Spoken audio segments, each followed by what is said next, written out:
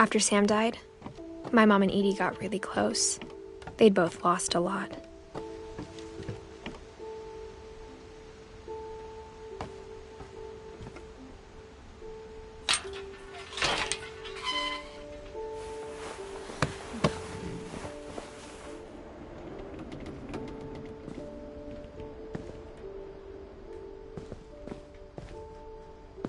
I can't imagine my mom ever writing poetry, and yet...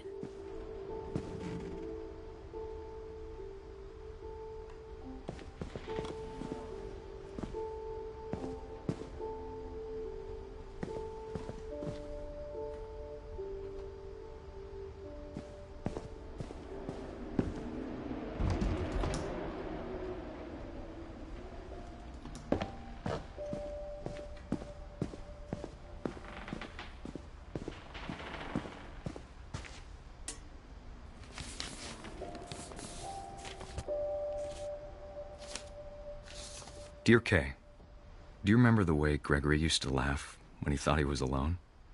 Like something funny was happening, but only he could see it. I think he saw things the rest of us don't.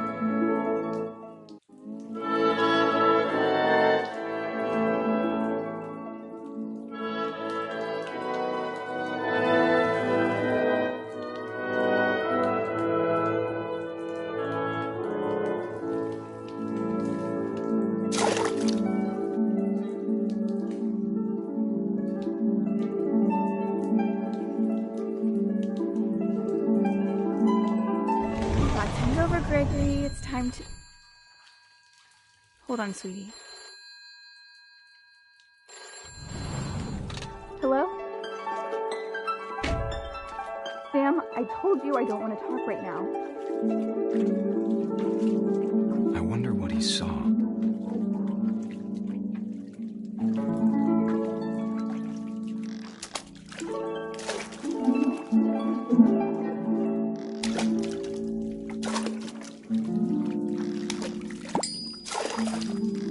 What his world was like. He reminded me so much of Calvin.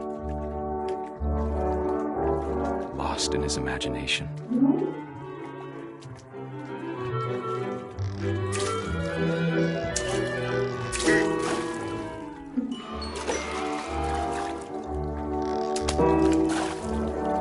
Whatever it was, he saw.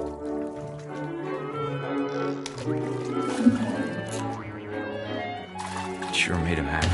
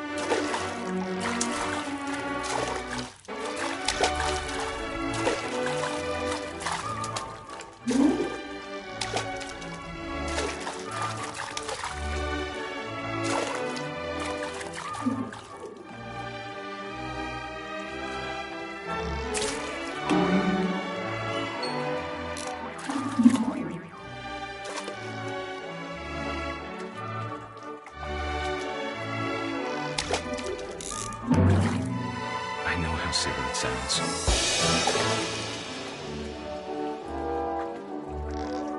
That I worried about a baby being too happy. But I could feel him slipping away. Sorry about that, Gregory. I know you did everything you could. Maybe if I hadn't called that night. Damn it. Hold on, I don't want Gregory to hear this.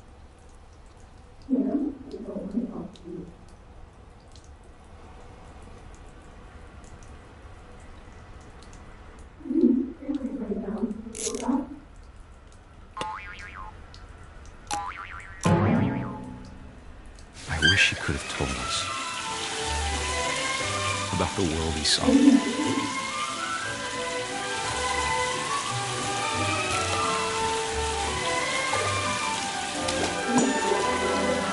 There's so much I don't understand about Gregory, about everything.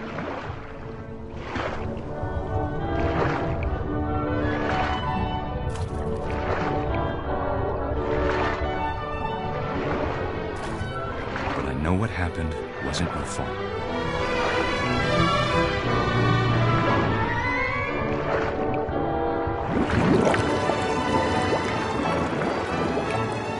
I'm sure he's happy. And he'd want you to be happy too. Good luck, Kay. Love, Sam.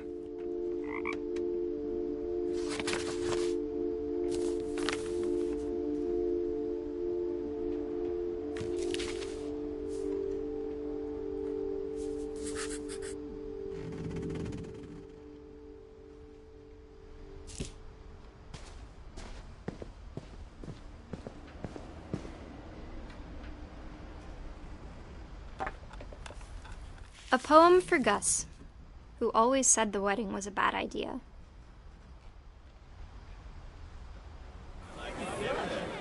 Our father never hit us kids, at least not very hard, before the day my brother said with teenage disregard that he'd be dead before he'd see a wedding in our yard.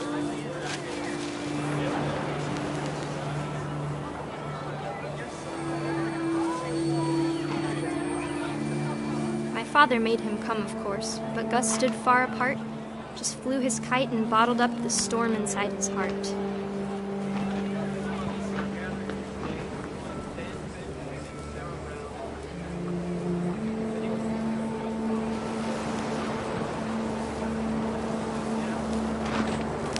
I tried to talk him out of it, but though he'd never met her, "We don't need a stepmom," were the words that I now pronounce you husband and wife. You may kiss the bride.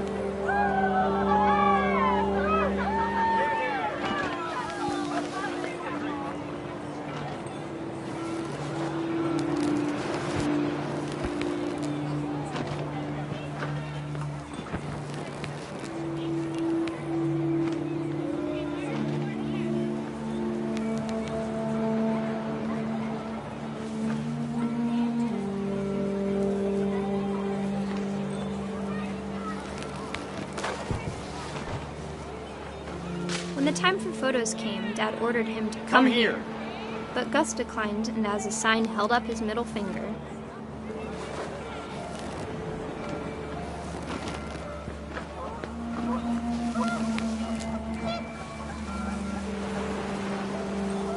The wind picked up and panicked geese appeared and quickly went.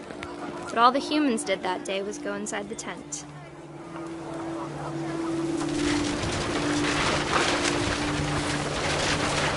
The rain came down in buckets then, but no one seemed afraid that nature might destroy the tent our dad had crudely made.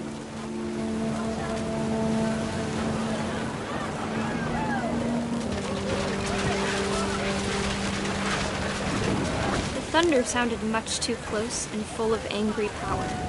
But all my father said to this was, "Make the music louder."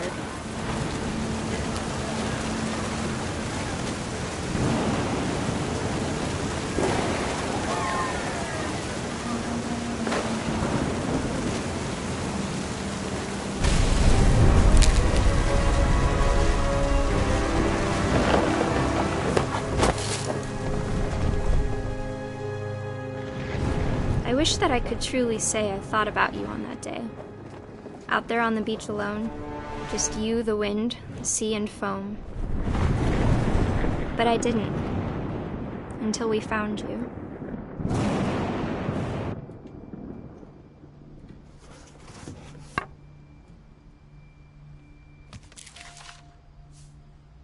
She never talked about him, but Mom told me once if I was a boy, they were going to name me Gus.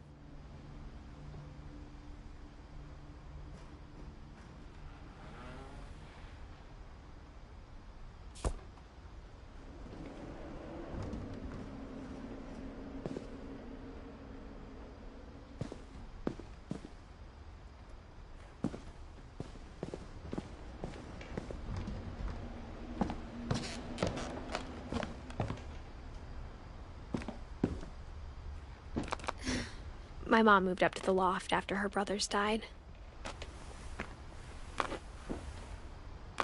At the time, it was as far away as she could get.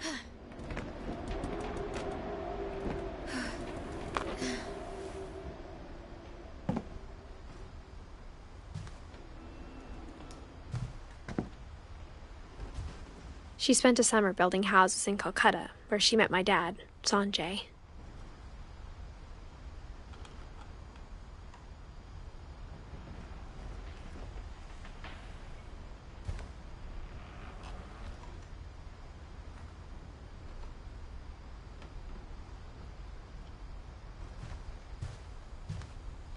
Religion was another thing my mom never talked about, but I think it helped her a lot after her dad died.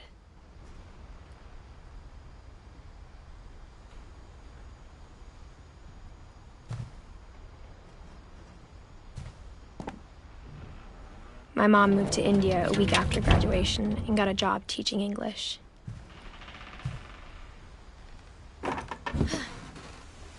Louis was born a year later.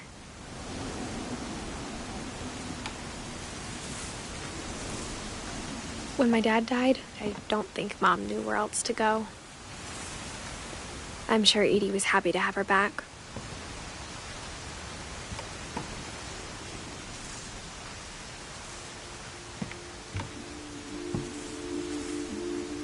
And to see kids in the house again. The house had to get a little bigger, but Edie was used to that.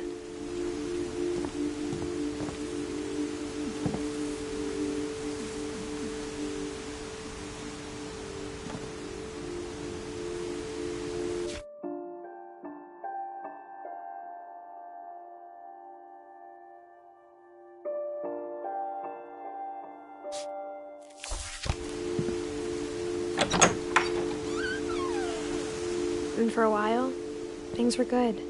Almost normal.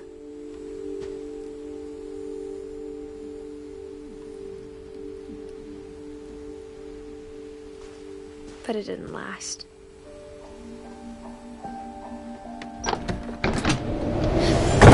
The beginning of the end was Milton's 10th birthday, when Edie gave him a castle.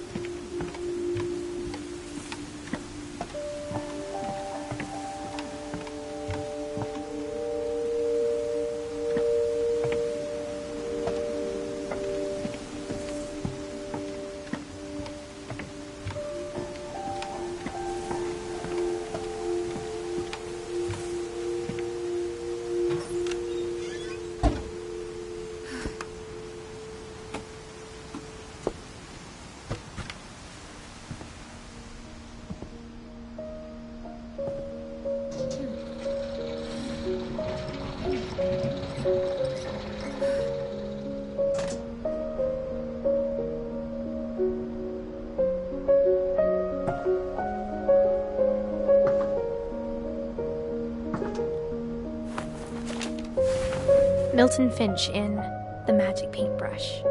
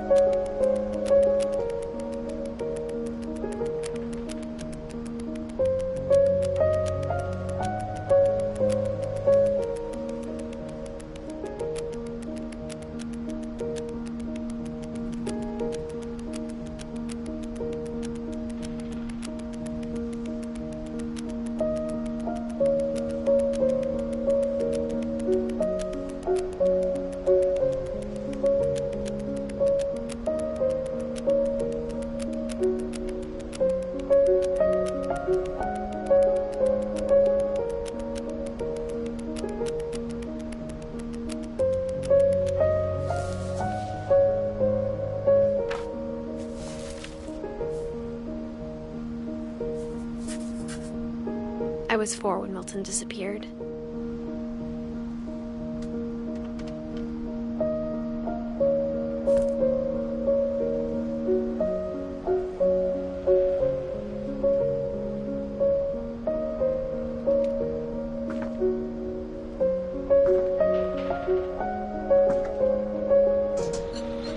Mom spent months searching for my brother. Then she sealed the doors. Named Edie, but I think Louis blamed himself.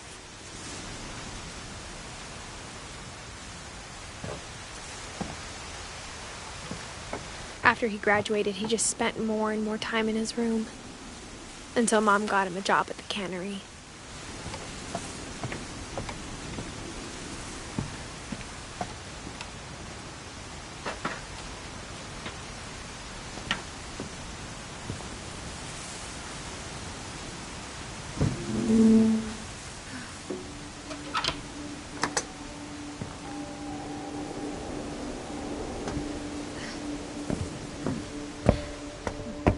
Louis's room smelled very, very familiar. That part of him lived on.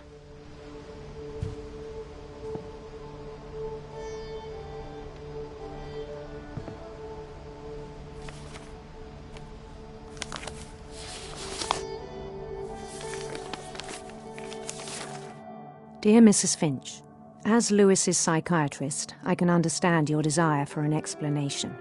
As I see it, the trouble began in January, shortly after we convinced your son to seek treatment for substance abuse. Newly sober, I believe Louis first noticed the monotony of his daily life.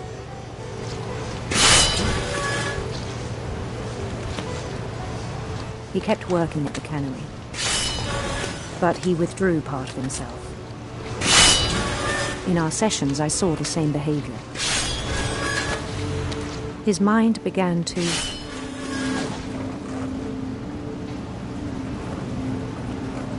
wander.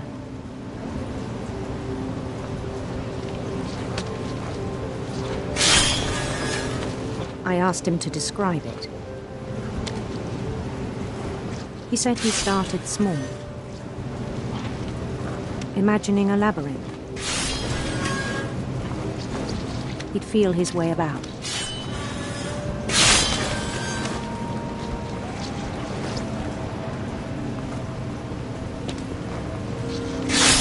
Then something moved.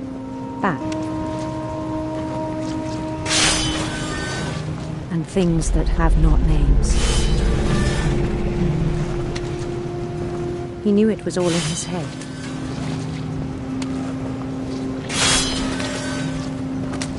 He took it very seriously. I had hoped he'd find himself.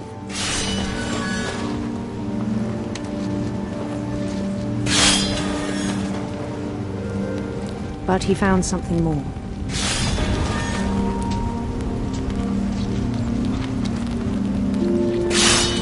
I worried about him then, daydreaming at the cannery.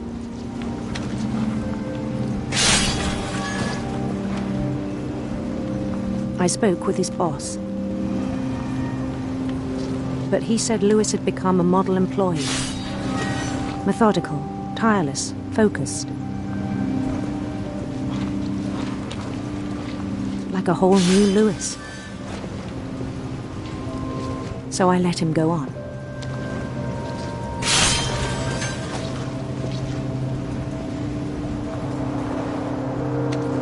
I even encouraged him.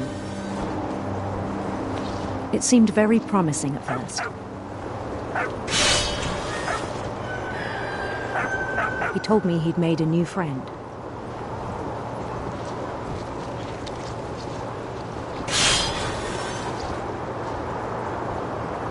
On the edge of a city he named Louis Topia. He built the city up slowly, brick by brick.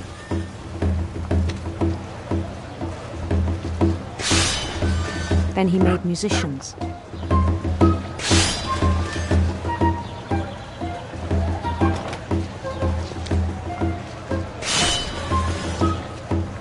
And songs for them to play.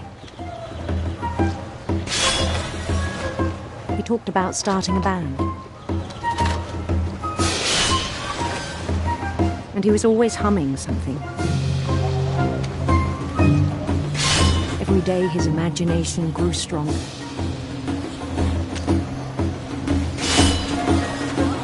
He no longer spoke at the cannery, but his chopping was as reliable as ever. Then one day it struck him that all the cheering crowds, even the stones under his feet, were all in his imagination, so he could do whatever he wished.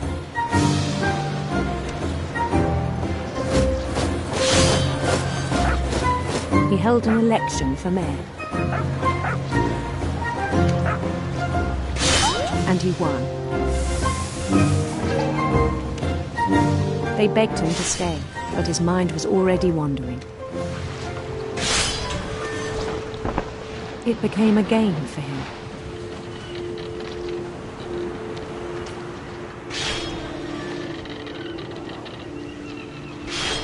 He'd conquer a city, then immediately push on. New Louisville.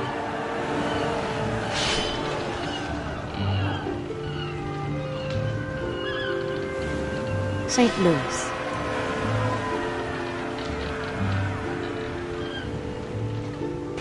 He started drifting away from our reality.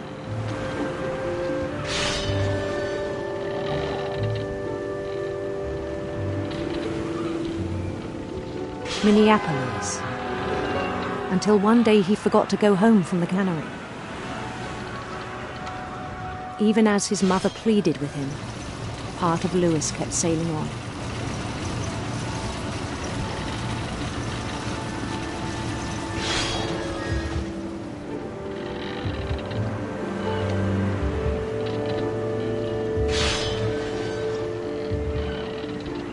In Louisburg, he heard rumors of a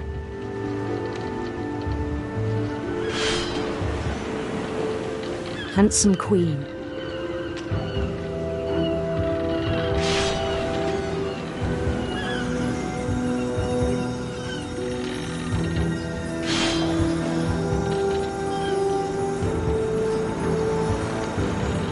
The queen was on her own quest for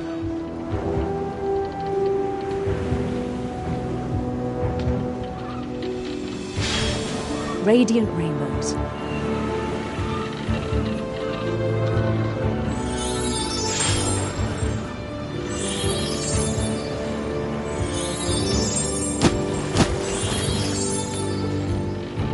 He followed the sound of her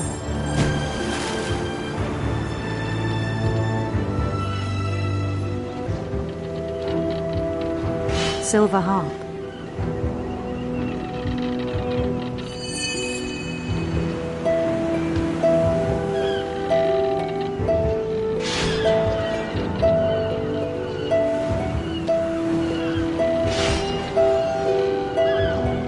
His chase led him to a golden palace east of the sun and west of the moon. Even then, his logic remained sound.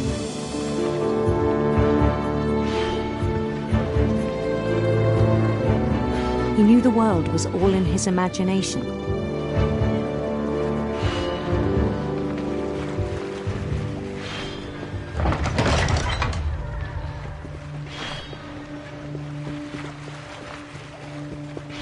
But he was so proud of having created it.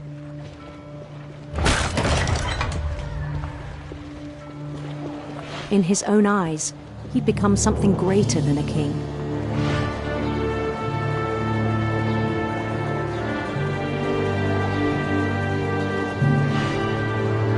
For someone who'd never known success in the real world, I think it was overwhelming. And then it struck him that the real Louis was not the one chopping salmon, but the one climbing the steps of a golden palace.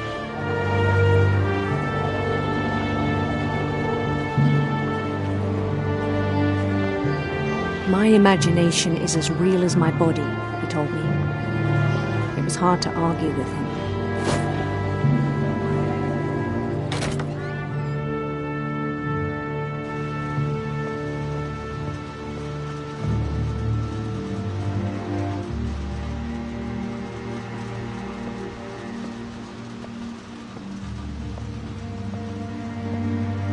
He began to forget the world we know.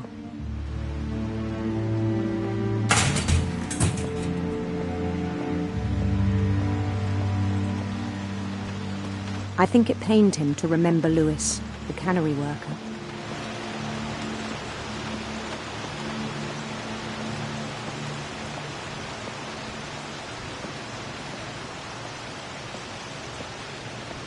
He began to despise the man with a royal contempt.